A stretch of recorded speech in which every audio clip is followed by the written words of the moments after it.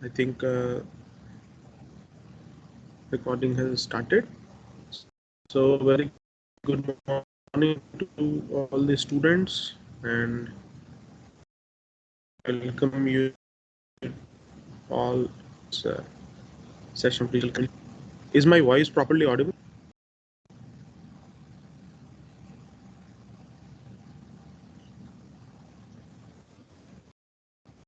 Yes, sir, it is.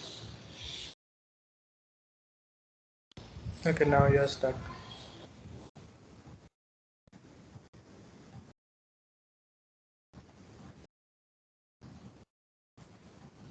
Can someone just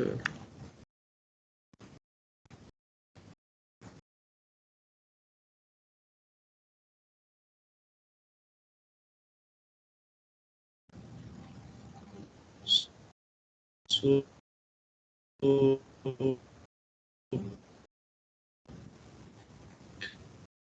till last lecture we started with theory and I have uploaded PDFs in this time. You can doubts. Okay, so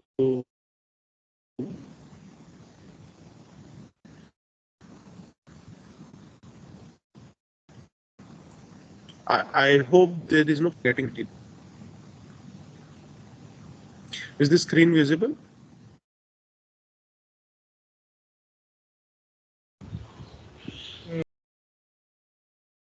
No, sir. Is this screen visible? No, sir.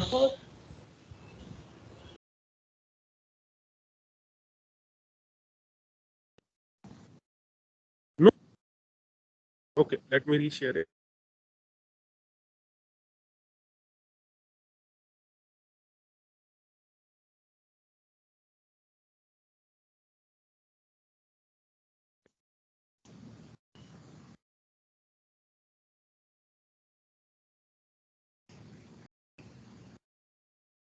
Is it visible now? No, sir.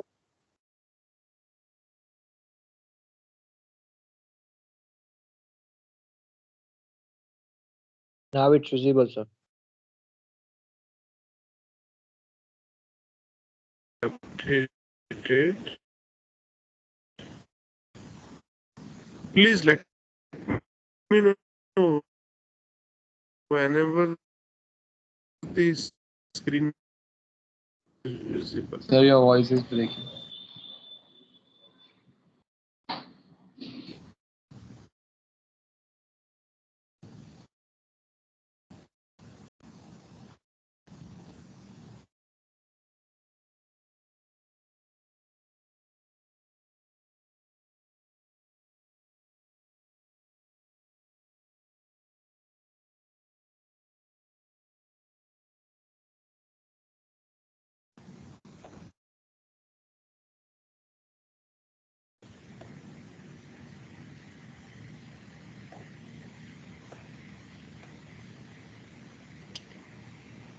Is the screen visible now?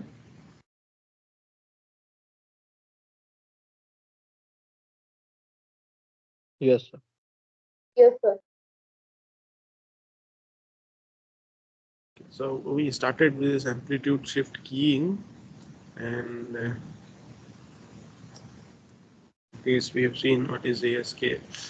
So it is also known as on-off keying. Oh, okay. This is a very common term you may find on lots of gadgets.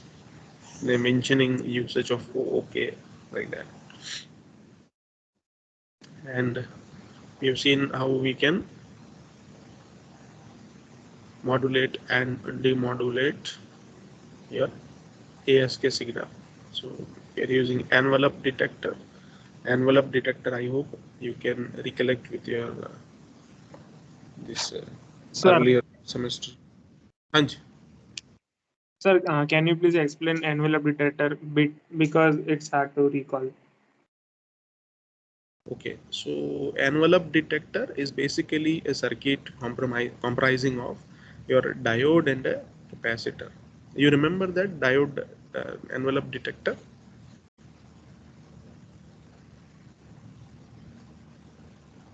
Or usage of diode?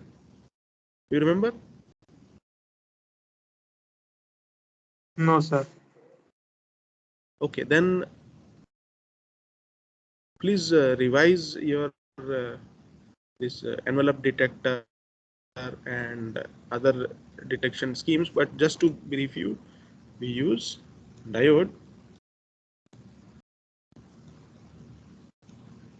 like this. Okay, so your input signal will come across this side, and based on the input coming signal, your capacitor charge and discharge process will take place, and this is appearing at the output of your circuit. Okay, this is envelope detector. More, if you we can dive into more detail maybe in next lecture.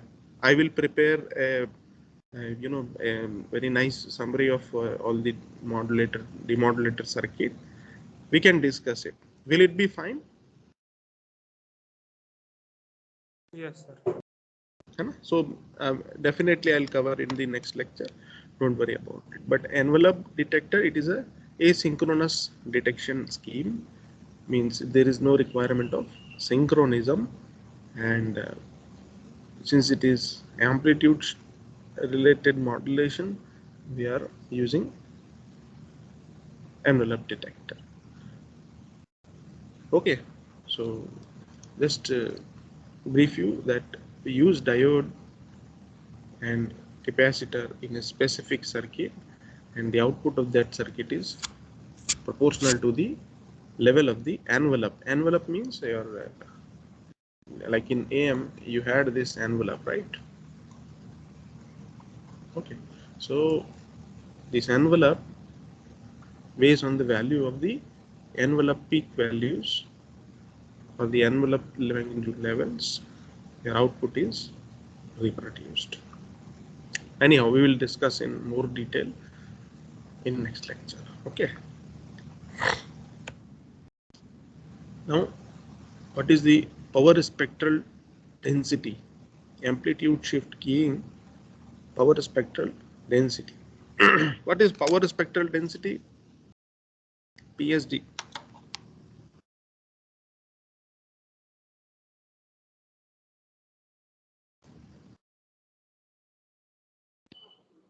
And there is another term which is known as energy density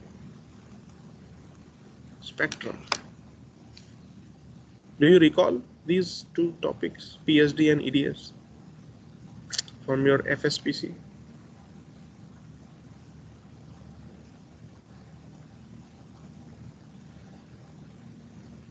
Anyone, please? Sorry. Do you all recall the concept of PSD or and EDS, energy density spectrum? Have you studied it? Yes, sir, we have studied it. Anna, so please, if you can tell something about it. Power spectral density will basically tell us how much of an emphasis a particular frequency has in the whole spectrum. Okay, so that is power. And what about energy density spectrum?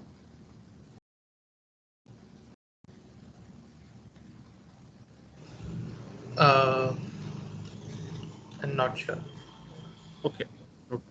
But if you can differentiate between a power signal and an energy signal, that will help you.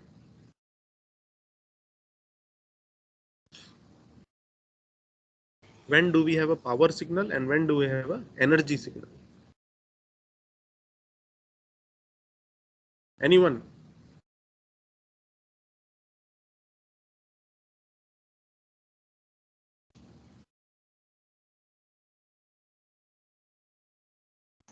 In power signal, net amount of energy is infinity, but power is some finite quantity. Very good, very good. Who was this? Muhammad Hussain, sir. Very good. So power signal as Muhammad, right? Your name? Yes, sir. Okay, rightly said. So we have infinite energy because the signal is continuously coming. It is periodic in nature. So we cannot measure energy of that. We need to measure the power. Okay. So power is rate at which energy is delivered. Whereas energy, just the reverse, when it is aperiodic or a finite duration signal, where there is no concept of continuity of the occurrence of the signal, but rather the signal is of finite duration or aperiodic in nature. So if it is aperiodic in nature, we divide it into time windows and consider it as having a finite energy value, right? So one is rate of energy deliverance is the power signal, and energy is the signal. Energy signals are for the finite duration signal. So basically PSD and EDS both tells us about the frequency spectrum or the frequency related information about the signals. So when we are looking at amplitude shifting, uh, what is the power spectral density for that? So this is our signal. If you recall, xi ask is dt into AC cos omega ct. From where it has come? From this balanced modulator. So this is our dt, our data sequence, and this is our carrier. Okay, so this is dt into AC cos omega ct, and this cos omega ct in the complex exponential form it is written, and this is your it means using complex exponential representation of the same amplitude shift keying signal. If you take the Fourier transform of both the sides, you will get AC by 2 d omega minus omega c and d omega plus omega c. What is capital D? dt is stands for your bit sequence or the input signal in time domain. D omega is its equivalent frequency domain representation or the Fourier transform, right? So dt is leading to d omega when you perform Fourier transform. So when you have complex exponential multiplication with your time domain signal in this manner, e j omega ct is complex exponential. It is not simple exponential. Okay, so the rule of your Fourier transform says it will be d omega minus omega c. I hope these properties and relationships were covered. Definitely, it might be covered, and you also remember these transforms. Yes or no?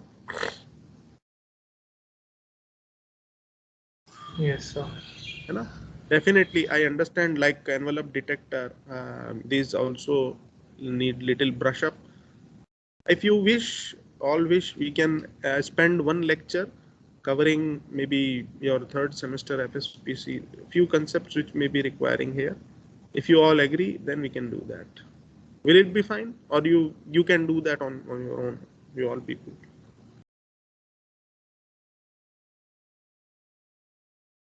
Sir, you explain. Sorry, please speak aloud. Yes, sir. You may. You means if we explain, it will be helpful. Okay, thank you. So we will have next week one lecture dedicated to just brushing up fastly few concepts which will be useful in our digital communication. But I hope you all remember the difference between Fourier transform, Fourier series, discrete Fourier transform, discrete time Fourier transform. Yes or no? Yes, like a little bit. Yeah. Little bit. Okay, just can someone describe what is DTFT and what is DFT? Discrete time Fourier transform and discrete Fourier transform. A discrete time. Please go ahead. a discrete time Fourier transform is basically the Fourier transform done on discrete time series, I feel. And yeah, they require Z transform for you to actually do it. Like it's a smaller version of Z transform. Okay, good. So just if you recall this, let me share my sketch pads.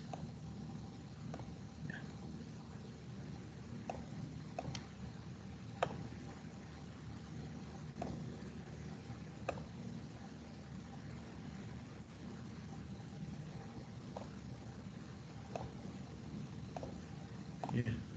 Screen visible? Yes. This white screen. Yes. So rightly said, Nachiket said it is when you perform Fourier transform over a discrete time series, right? So your time series can be continuous in nature or it can be discrete in nature. Okay, when you perform Fourier transform, you get the appropriate frequency domain response as against these time series. So this is continuous, this is discrete. So let's represent this with x omega. This is DTFT.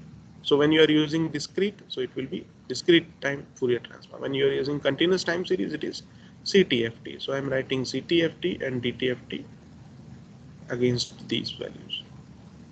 Then comes your discrete Fourier transform. Can somebody differentiates between discrete Fourier transform and DTFT? How DFT is different from DTFT?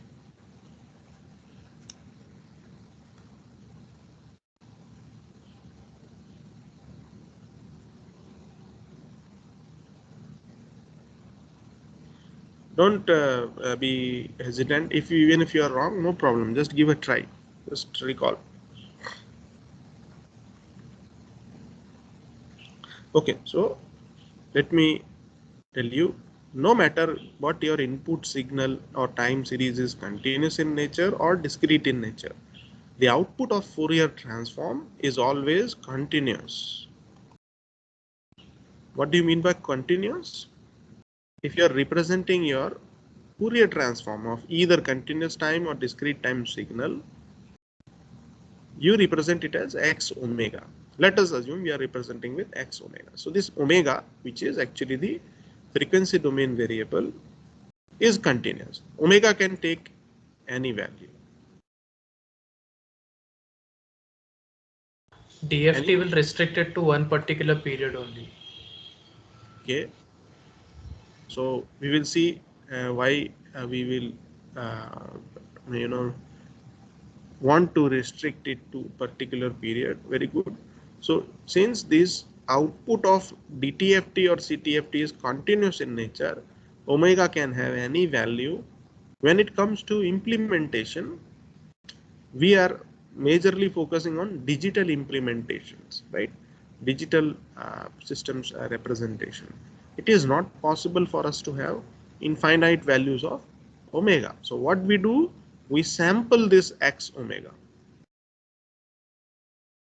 Remember, no matter continuous or discrete time series you have, output of Fourier transform is always x omega. I mean continuous in nature.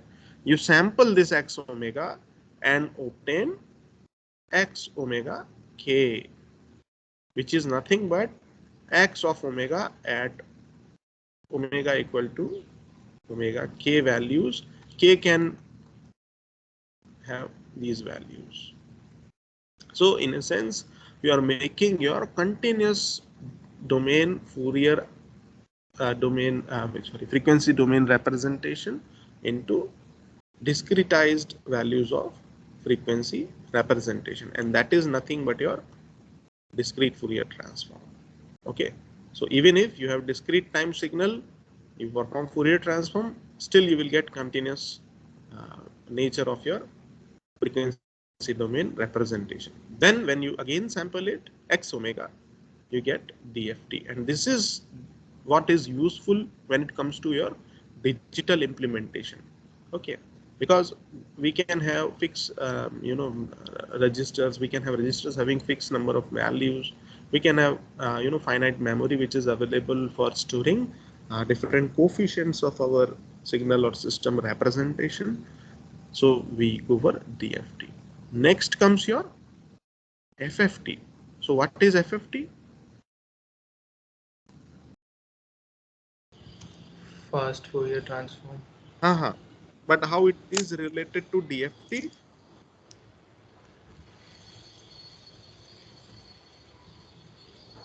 And someone just, please.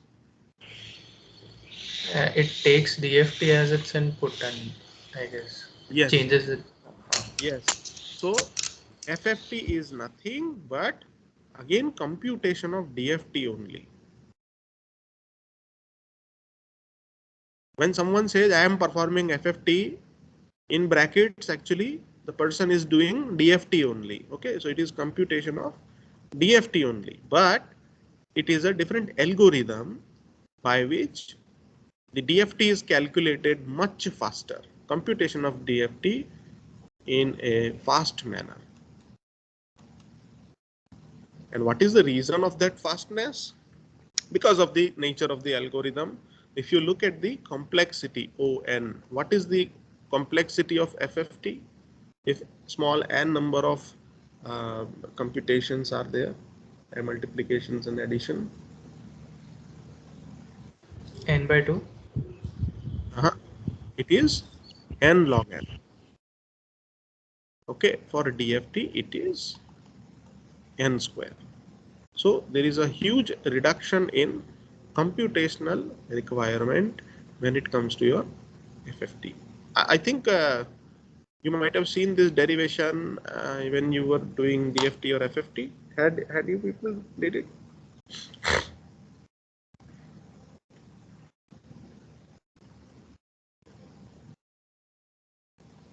Okay, no problem. We will try to just touch upon it in our that revision kind of lecture, no? Past concept this thing, we can definitely have a quick overview of that. But as of now, just remember FFT is also computation of DFT in a very fast manner. DFT is the discretized version of your Fourier transform. One last question to all of you.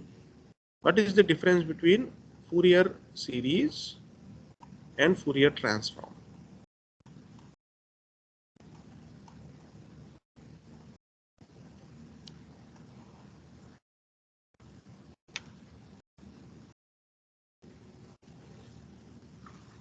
Anyone?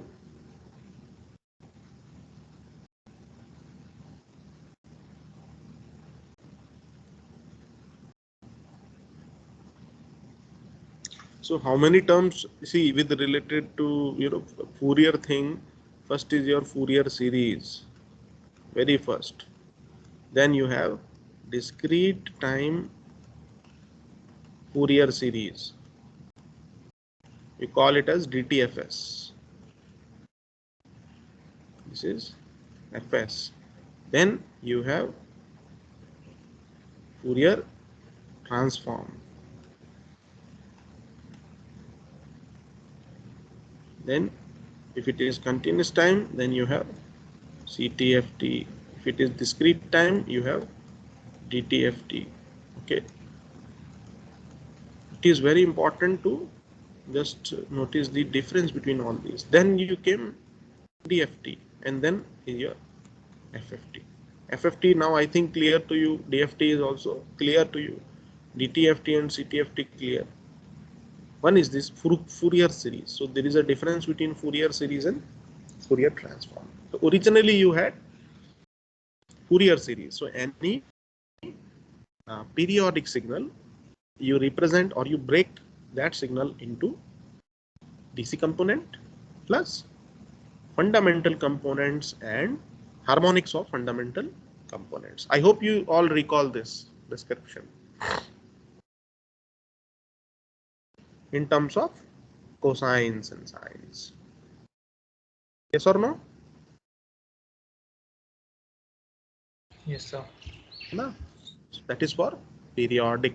So we extend Fourier series to make use of its property in analyzing aperiodic signals also, and we call that nothing but Fourier transform. Do you people recall what condition we apply to Fourier series so that we get Fourier transform? The omega is limited again. Mm, Like no. the limit of the whole thing is limited from minus infinity to infinity, and that's changed, I guess. Okay, so if you look at a periodic signal like this, so what do? You know the rate at which the signal is repeating itself, right? So like this. So this portion, these are cycles, okay, like this. This is periodic. So it is easy to represent this portion of signal in DC plus fundamental component plus harmonics. Okay, based on the shape of your this signal. But when it is a signal which is aperiodic like this, and then 0 afterwards, this is time axis. Can we use Fourier series in this case? No, because it is not periodic. It holds good only for the periodic sequences. But still, if we want to use Fourier series for analyzing this aperiodic signal, a finite duration signal into frequency domain, what we can do, just consider multiple replicas of the same signal added together at regular intervals. So if you have this as the signal, then consider these as the same signal. Okay, just it may be little different in drawing, but it is the same signal. Then so this at T1, then again at T2, the same replica. Okay, like this. So if you add all these together, what you will get, though it is aperiodic in nature, but we made it repeat after a certain time. Okay, T1 to T1 like that. Now, if we just put a single condition, T1 tends to infinity, what will happen? This is not the original signal. This is the original signal. But we made replicas of, time shifted replicas of this signal. We added together. So we got a periodic sequence. But is it our original signal we wanted to analyze? No. But if we put a little condition, T1 tends to infinity, means this replica will come at infinite time. Essentially, what we will be left with is the same signal what we had. So convert this aperiodic signal into a periodic signal. Use Fourier series. Whatever outcome comes, apply. Time period tends to infinity. So that signal will, the afterwards never come. Only this portion will remain. So such condition holds, and we call it as Fourier transform. I hope you all recall these little concepts. Yes.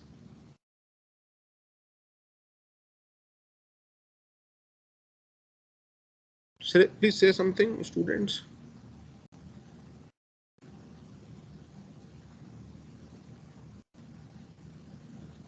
Please feel free to say.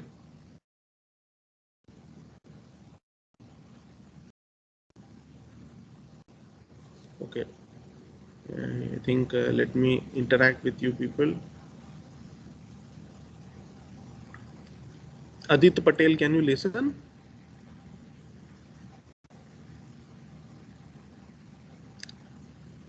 Aman Narayan, can you listen? Yes, sir. Who is this? Aman. Aman, whatever we are Yes. discussing, you are getting what we are heading towards. See, we started with Yes. amplitude shift keying, okay, and we just looked at the power spectral density. So though it is a very self-intuitive explanation, power, spectral density, but it needs a thorough understanding of power and energy signals, application of Fourier transform, discrete Fourier transform, Fourier series, discrete time Fourier transform, fast Fourier transform. So all these things now they are related with each other. Though we are studying digital communication, you can see every now and then, every second or third slide, either FFT will come or DFT will come, like that. So it becomes very important for us to just brush up the past information. Okay, so we'll try. I'll try to cover up all those things, maybe along with the lecture or maybe in a separate session. Okay, so I think it is clear. Let us go back to our slide. Are we good, students? Is it a right flow, or you're feeling too fast or something like that? No, sir, it's going fine. Okay.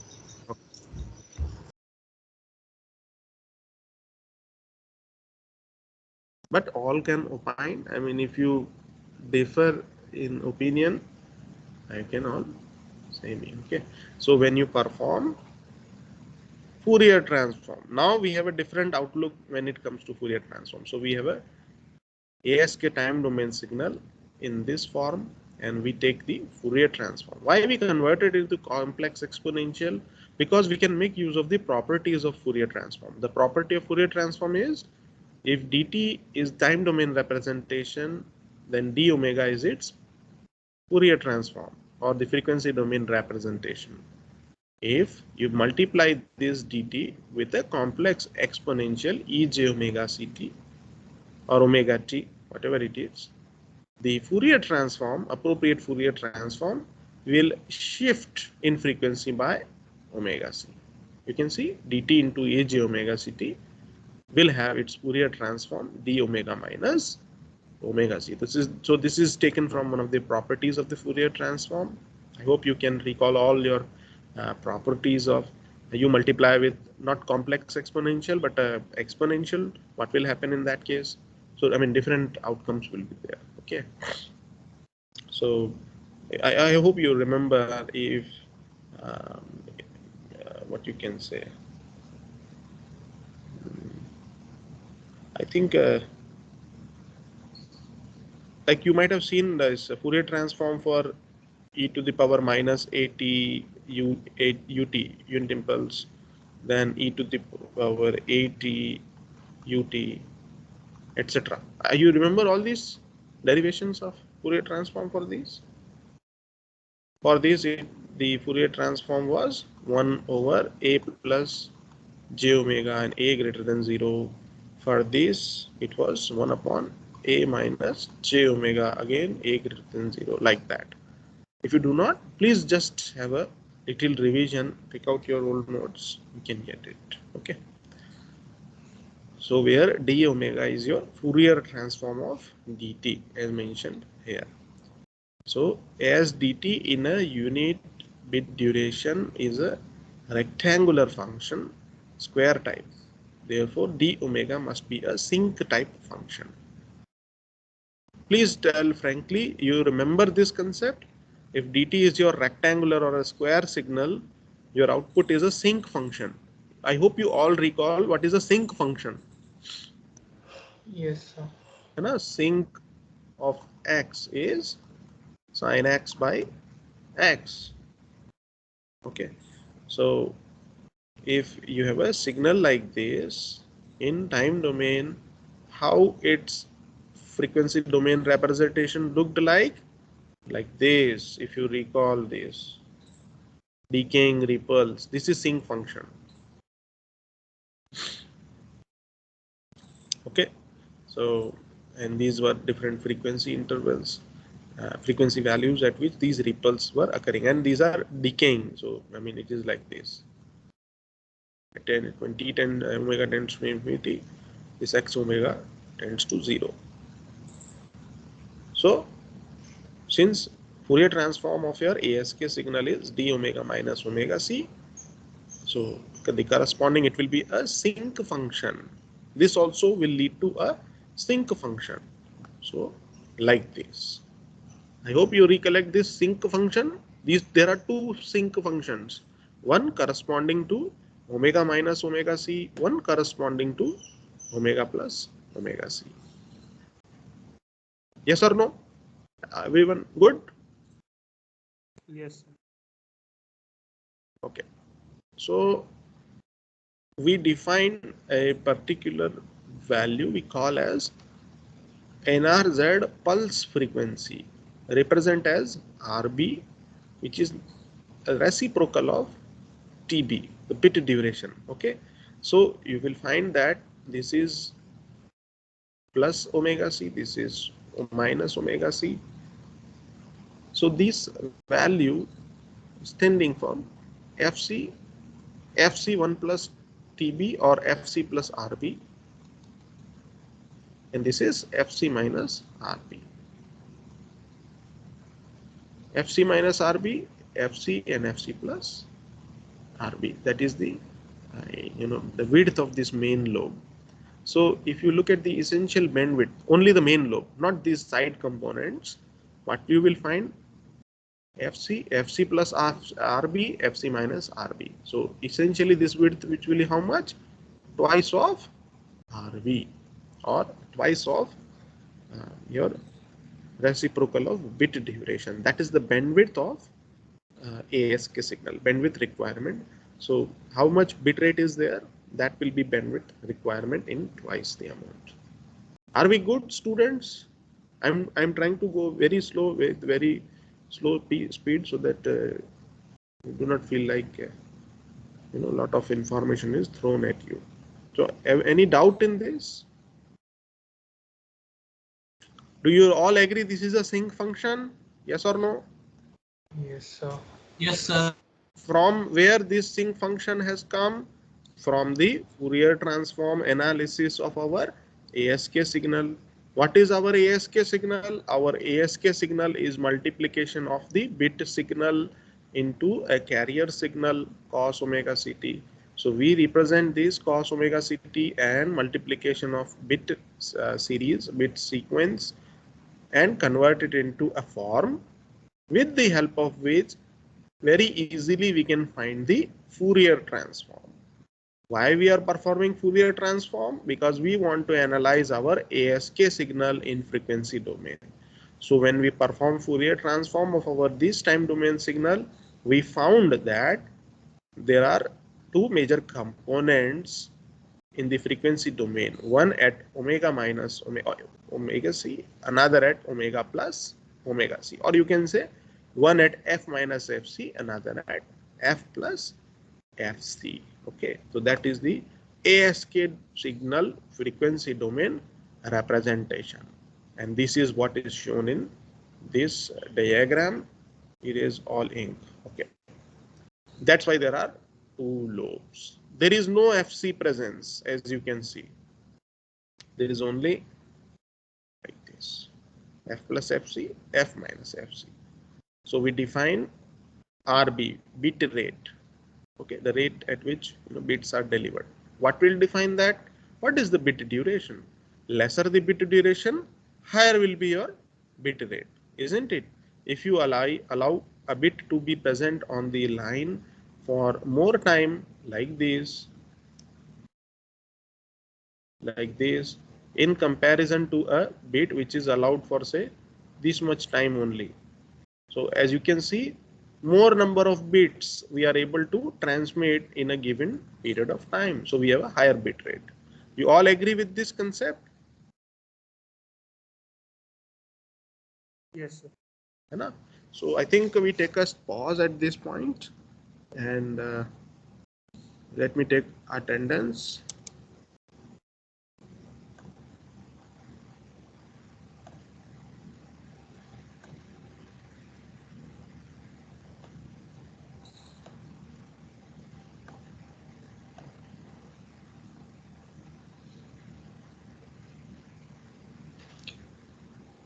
So I hope you all agree a very significant portion of mathematical